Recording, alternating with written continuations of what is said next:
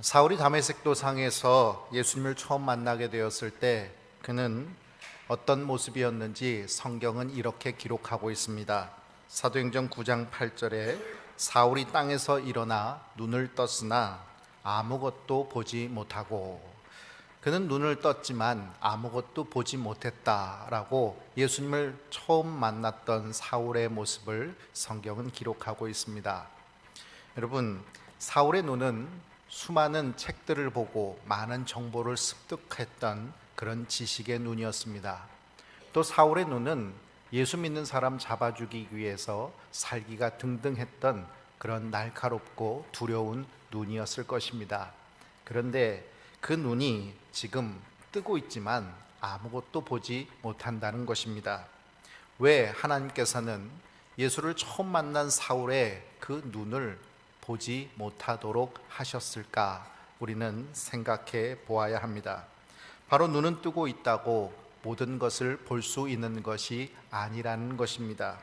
많은 지식을 가지고 있다고 아는 것이 아니고, 내가 눈을 뜨고 있다고 해서, 보여진다고 해서 보는 그 모든 것을 다 깨닫는 것이 아니라는 것입니다. 결국 하나님께서 눈 뜨게 하실 때에만 우리는 하나님께서 보게 해주시는 것을 볼 수가 있고, 하나님께서 열어주시는 새 세계 속으로 들어갈 수 있다는 것입니다. 우리의 귀는 늘 듣고 있지만 하나님의 음성을 듣지 못하고 매일 엄청난 양의 거짓과 또 미움의 소리들을 더 많이 듣습니다. 우리의 머리는 늘 생각하고 있지만 하나님을 묵상하기보다는 세상의 것에 매여서 고민하며 살아가고 있습니다. 마찬가지로 우리의 눈은 늘 보고 있지만 하나님의 은혜를 깨닫지 못합니다. 여러분, 이 감사라는 말은 무엇일까요? 사전에서 많은 말로 정의할 수 있겠지만 저는 이 감사는 바로 하나님의 은혜에 우리가 어떻게 반응하는가 하는 것이 바로 감사라고 생각합니다. 이 감사가 우리에게 중요한 이유, 바로 그것은 우리 하나님께서 우리에게 주신 그 은혜에 우리가 반응하여서 드리고 또 드려도 마르지 않고 계속해서 드릴 수 있는 것이 감사이기 때문입니다. 하나님의 은혜가 저 하늘을 두루마리 삼고 바다를 먹물 삼아서 다 기록할 수 없는 은혜라면 우리가 그 은혜에 대해서 반응하는 감사, 이 감사가 어떻게 마를 수 있겠습니까? 그러기에 성경은 우리에게 범사에 감사하라라고 말씀하고 있는 것입니다. 하나님께서 우리에게 주시지 않은 것, 그것을 우리가 오직 한 가지 드릴 수 있다면 그것은 바로 감사밖에 없습니다. 대부분 우리는 하나님께서 주신 것을 가지고 하나님 앞에 드립니다. 물질도 그렇고 시간도 그렇고 생명도 그렇습니다. 다 하나님께서 주신 것 가지고 하나님께 드리면서 우리는 하나님께 드린다 생색을 냅니다. 그런데 여러분, 감사는 하나님께서 우리에게 주신 것이 아니라 바로 그 은혜에 우리가 반응하는 것이기에 바로 우리가 하나님 앞에 드릴 수 있는 유일한 것, 하나님이 직접 주신 것은 아니지만 우리가 그 은혜에 반응해서 드릴 수 있는 유일한 것이 바로 감사이기에 바로 이 감사가 우리에게 가장 중요한 것입니다. 한 해를 지나면서 우리는 벌써 11월 달을 맞이했습니다. 이제 이 11월이 지나고 나면 올해도 한 달밖에 남지 않은 이제 연말로 다가가고 있습니다. 그동안 살아오시면서 여러분은 감사의 삶을 사셨습니까? 여러분이 살아왔던 지난 11월의 시간들 정말 감사하시며 사셨습니까? 보통 사람들은 정상적인 사회생활을 할 때 또 가정생활을 하는 경우에 하루에 25,000에서 3만 단어 정도를 사용한다고 합니다. 이것을 책으로 엮여낸다고 한다면 약 70쪽 정도 되는 책 분량이 된다고 합니다. 여러분, 우리가 매일같이 하는 말들이 70쪽의 책으로 기록되어진다면 그 말들은 어떤 말들일까요? 저는 여러분들이 또 제가 이 70쪽 분량의 하루하루에 만들어내는 책이 늘 감사가 가득한 책이 될 수 있기를 주의 이름으로 축원합니다. 출애굽한 이스라엘 백성들은 하루하루 늘 감사가 넘치는 삶이어야 했습니다. 이제는 더 이상 애굽에서 학대받지 않아도 됐기 때문입니다. 더 이상 벽돌을 굽는다든지 흙을 이긴다든지 강제 노동에 시달리지 않아도 되었기 때문입니다. 자식을 낳아서 그 자식을 자기 손으로 수장시키거나 죽여야 되는 그런 일이 없기 때문이었습니다. 이 모든 것이 하나님의 은혜요, 하나님께서 우리 민족을 구원해 주신 것에 대해서 그들은 매일매일 감격하면서 살아왔어야 되는 것입니다. 그런데 그들에게는 오직 눈앞에 보여지는 현실만이 있을 뿐입니다. 과거에 대한 감사가 없습니다. 우리 삶에 불평, 불만이 피어오르는 이유, 그 첫 번째는 바로 우리가 우리 과거에 얼마나 비참했는지, 바로 우리의 과거의 비참함을 우리가 잊고 살기 때문입니다. 물에 빠진 사람은 보따리를 내놓으라고 한다. 물에 빠진 사람 구해내니 보따리를 내놓으라고 한다라는 속담이 있습니다. 여러분, 왜 물에 빠진 사람이 구해주었더니 보따리를 내놓으라고 하는 것일까요? 그것은 물에 빠져서 죽을 줄 알았는데 구해준 것에 대한 은혜를 잊어버렸기 때문입니다. 그 은혜를 잊어버리면 결국 내가 살아났다는 것만 남게 되고, 내가 살았는데 내 보따리가 없다라는 현실만을 보게 되는 것입니다. 돌아보면 죽을 것 같은 고통의 시간들 주님께서 건너게 하셨습니다. 나 혼자라는 외로움의 시간들 주님이 함께 하셔서 견디고 이겨낼 수 있게 해 주셨습니다. 못 견딜 줄 알았는데 지금 와서 돌아보니 그 시간들을 다 견디고 지나올 수 있도록 하나님이 나를 건져주시고 지켜주시고 보호해 주셨구나 하는 것을 깨닫게 됩니다. 이 모든 것 그야말로 주님의 은혜입니다 고백할 수밖에 없는 시간인 것입니다. 영국의 종교가로 유명한 기도의 사람 윌리엄 로우는 만일 어떤 사람이 인생의 행복과 만족을 찾는 가장 확실한 방법이 무엇이냐라고 묻는다면 그 사람에게 어떤 사건이 일어나든지 그 일들에 대해서, 그 사건에 대해서 무조건 하나님 앞에 감사하고 찬양하라고 대답하겠다. 왜냐하면 얼른 보기에는 엄청난 불행과 같은 것처럼 보이지만 그것을 위해 하나님께 감사하고 찬양하는 가운데 그것이 도리어 축복의 결과가 될 때가 있기 때문이다 라고 말하고 있습니다. 괴로울 때 원망하게 되면 그 괴로움은 더해질 뿐 그 괴로움이 감해지지는 않습니다. 그러나 그 괴로울 때 주님의 얼굴을 바라보게 되면 우리는 위로의 주님을 만나게 되고 주님께서 주시는 평강을 얻게 되는 것입니다. 바로 그 주님이 그 고난 가운데, 괴로움 가운데 안식을 주시는 은혜의 하나님이라는 것을 우리는 만나게 되는 것입니다. 우리 성도들이 제일 많이 부르는 찬양이 무엇인가, 또 제일 좋아하는 찬양이 무엇인가 조사를 해봤더니 찬송가 310장이라고 합니다. 하나님의 은혜로 있을 데 없는 자 왜 구속하여 주는지 난 알 수 없도다. 여러분, 왜 나를 하나님께서 구원해 주셨을까요? 왜 나 같은 자를 구원해 주시기 위해서 그 아들의 생명을 대신해 주셨을까요? 여러분, 내 아들 누군가를 위해서 내어주실 수 있으십니까? 누구 하나 살리기 위해서 내 아들 죽여도 된다 생각되는 그런 귀중한 사람이 여러분에게는 있으십니까? 저는 아무도 없습니다. 그런데 하나님은 나 같은 죄인을 살리시기 위해서 그 아들을 죽이셨습니다. 그 사랑이, 그 은혜가 얼마나 놀라운 것인지 우리는 우리의 머리로는 절대로 이해할 수가 없습니다. 우리의 머리는 무지하고 우리의 가슴은 너무 작아서 이 하나님의 너무 커다란 은혜를 다 이해할 수가 없습니다.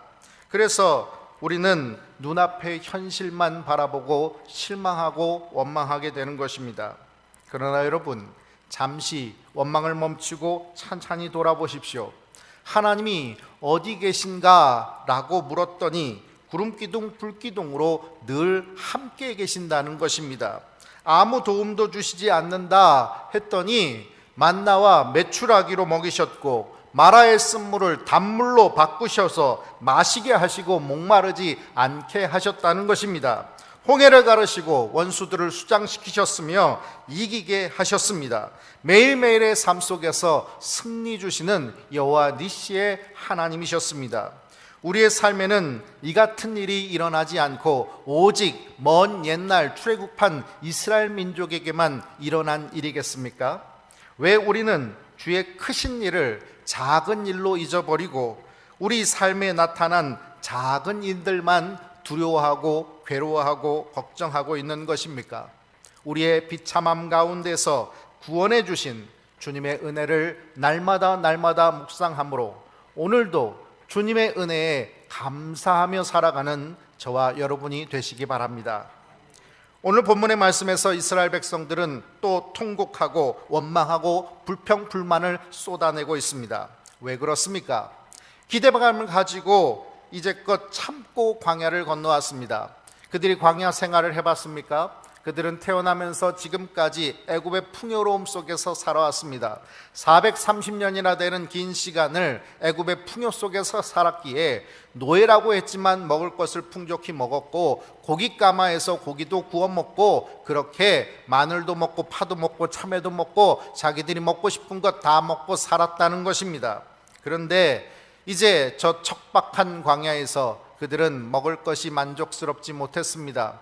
하나님께서 만나와 메추라기를 주셨다고는 하지만 그러나 그들의 먹었던 그 모든 풍요로움과는 비교할 수 없다라고 그들은 자신들에게 주어진 하나님의 은혜를 별로 중요하게 생각하지 않고 살아왔습니다. 그러나 하루를 참고 이틀을 참았습니다. 1년을 참고 그렇게 수십 년을 참아왔습니다.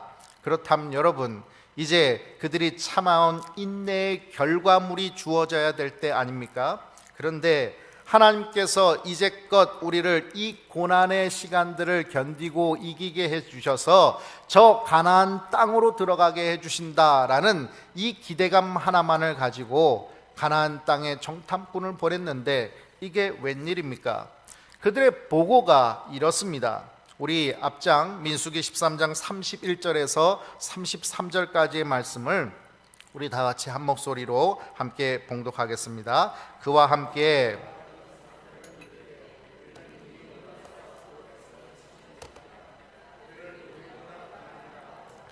이스라엘 자손 앞에서 그 정탐한 땅을 악평하여 이르되 우리가 두루 다니며 정탐한 땅은 그 거주민을 삼키는 땅이요 거기서 본 모든 백성은 신장이 장대한 자들이며 거기서 네피림 후손인 아낙 자손의 거인들을 보았나니 우리는 스스로 보기에도 메뚜기 같으니 그들이 보기에도 그와 같았을 것이니라. 아멘. 여러분, 이 보고에서 거짓이 있습니까? 이 보고 속에 거짓말, 만들어낸 말들이 있습니까?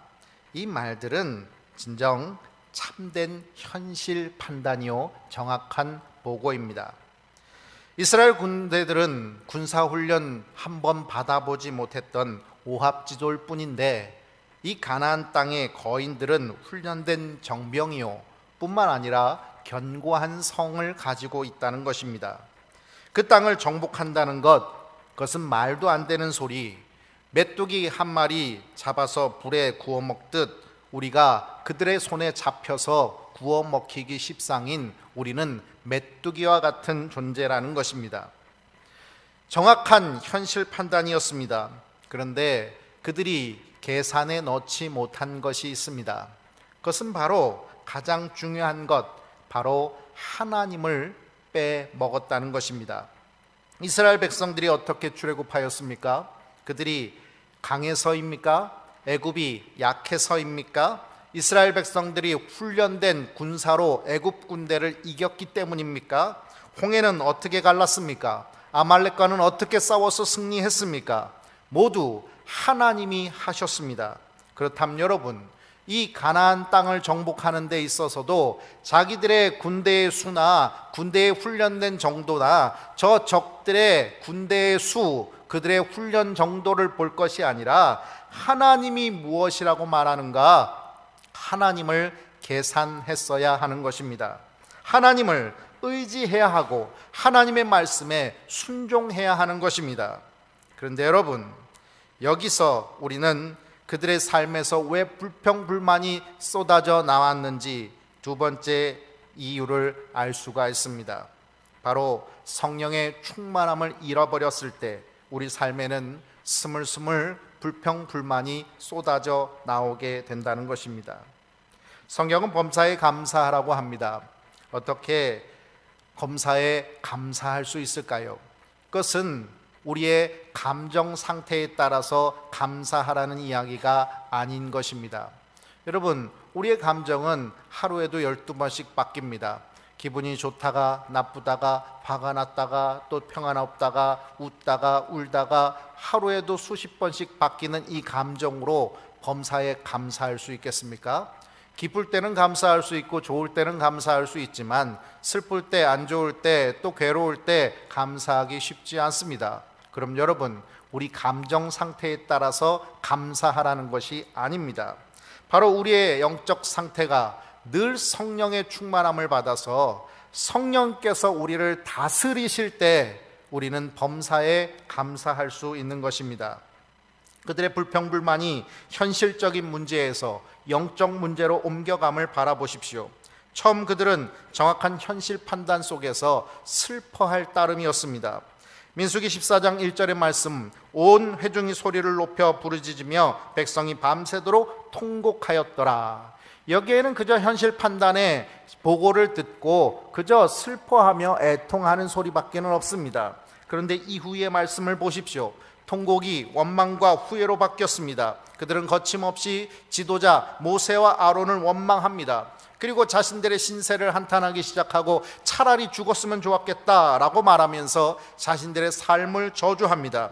그리고 이제는 다른 지도자를 뽑자 반역을 계획하고 애굽으로 돌아가자 지금까지 받은 하나님의 은혜를 아무 쓸모없는 쓰레기로 만들어 버리고 있는 것입니다. 현실 판단에 매몰된 이스라엘 백성에게 그들은 우리 밥이라 외치는 갈렙의 영적 판단은 아무런 의미가 없는 정보였던 것입니다. 이스라엘 백성들은 그 갈렙, 하나님의 사람, 하나님께서 주신 그 정보를 하나님을 의지함으로만 받을 수 있는 그 정보를 전하고 있는 참된 정탐꾼 여호수아 갈렙에게 돌을 들어 치려 할 뿐인 것입니다. 하나님은 이 모든 과정을 어떻게 보셨을까요? 민수기 14장 11절 말씀 우리 같이 봉독하겠습니다. 여호와께서 모세에게 이르시되 이 백성이 어느 때까지 나를 멸시하겠느냐? 내가 그들 중에 많은 이적을 행하였으나 어느 때까지 나를 믿지 않겠느냐? 하나님을 멸시하고 불신하는 것으로 바라보고 계시다는 것입니다. 또 이스라엘 백성들의 모습을 가리켜서 하나님은 27절에 말씀하십니다. 같이 봉독합니다. 나를 원망하는 이 악한 회중에게 내가 어느 때까지 참으랴? 이스라엘 자손이 나를 향하여 원망하는 바 그 원망하는 말을 내가 들었노라. 여러분, 이 한 구절 27절 한 구절에 원망이라는 단어가 몇 번이나 나오는지 한번 세보십시오.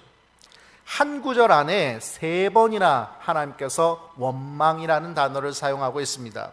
그런데 이 원망이라는 단어는 모두 이스라엘 백성들의 입에서 나온 말들을 가리키는 것입니다. 이스라엘 백성들이 하나님을 얼마나 원망했는지 하나님이 나를 원망했다라고 한 번 말하는 것이 아니라 원망했다 라고 말하면서 그들의 불평불만이 하나님을 원망하는 영적인 죄악으로 번져가고 있다는 것을 말해주고 있는 것입니다. 이 악한 회중이라고 말씀하시는 그 이스라엘 백성들 불평은 바로 우리를 하나님 없는 곳으로 찾아 들어가서 하나님을 원망하고 멸시하고 대적하게 만드는 무서운 자리로 들어가게 한다는 것을 우리는 경계해야 할 것입니다. 사람들은 언제 불평합니까? 바로 만족스럽지 못할 때입니다. 내가 기대했는데 기대만큼 만족하지 못할 때 우리는 불평하는 것입니다. 아들이 100점 맞아오기를 기대했는데 99점 맞아오면 야, 그것 하나 못 맞히냐? 라고 불평하는 것입니다. 남편이 나를 사랑해 주는 것으로 만족하지 못하고 나에게 다이아 반지 주지 못하는 것에 대해서 원망하는 것입니다. 왜 그렇습니까? 채워지지 않는다고 생각하기 때문입니다.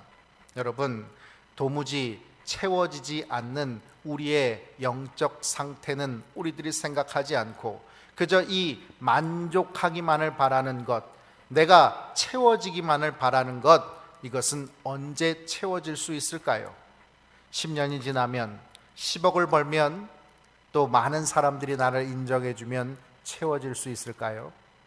결코 채워지지 않는 구멍난 항아리라는 것입니다. 도무지 만족할 수 없는 이유가 무엇일까요? 앉으면 눕고 싶고 또 배부르면 만족할 것이 아니라 오히려 배부르면 짜증난다 라고 말하는 이유가 무엇입니까? 채워도 채워지지 않는, 만족하지 못하는 이유 때문입니다. 그래서 서양 격언에는 제일 가르치기 어려운 수학 문제는 우리가 받은 축복을 세어보는 것이다 라고 말하고 있습니다. 하나님의 은혜를, 받은 은혜를 세어보면 그것이 만족이고 감사고 기쁨일 텐데 우리는 이 받은 은혜를 세어보는 것을 가장 어려운 수학 문제처럼 여기면서 한 번도 세어보지 않고 살아가고 있기에 만족할 수 없는 것입니다. 주신 은혜에 만족하지 못하는 불평과 하나님을 대적하는 원망의 결과는 죽음이었습니다. 그들은 2절에 이 광야에서 죽었으면 좋았을 것을 이렇게 말을 합니다. 그런데 하나님께서는 그 말을 그대로 기억하십니다. 35절 말씀을 보십시오. 나 여호와가 말하였거니와 모여 나를 거역하는 이 악한 온 회중에게 내가 반드시 이같이 행하리니 그들이 이 광야에서 소멸되어 거기서 죽으리라. 여러분, 누구 책임입니까? 하나님이 관대하시지 않으셔서 이 문제가 일어나는 것입니까? 그들이 말한 대로 이루어진 것입니다. 우리 28절 말씀을 같이 봉독하겠습니다. 그들에게 이르기를 여호와의 말씀에 내 삶을 두고 맹세하노라. 너희 말이 내 귀에 들린 대로 내가 너희에게 행하리니. 내 말이 내 귀에 들린 대로 내가 너희에게 행하리니. 여러분, 이 말씀은 무서운 말이기도 하지만 하나님의 은혜의 말씀이기도 합니다. 만일 우리가 하나님 앞에 원망을 쏟아내고 불평을 쏟아내고 차라리 죽여달라 이렇게 외치고 있으면 그 말은 그 말 그대로 될 것입니다. 그런데 여러분, 우리가 하나님 앞에 부르짖어서 기도하고 하나님 앞에 하나님 내게 복을 주십시오 라고 말한다면 하나님은 그 말대로 들으시고 이루어 주신다는 은혜의 말씀 아닙니까? 창세기 12장 3절의 말씀을 보십시오. 너를 축복하는 자에게는 내가 복을 내리고 너를 저주하는 자에게는 내가 저주하리니 땅의 모든 족속이 너로 말미암아 복을 얻을 것이라 하신지라. 여러분, 내가 축복하면 그 사람이 축복을 받습니다.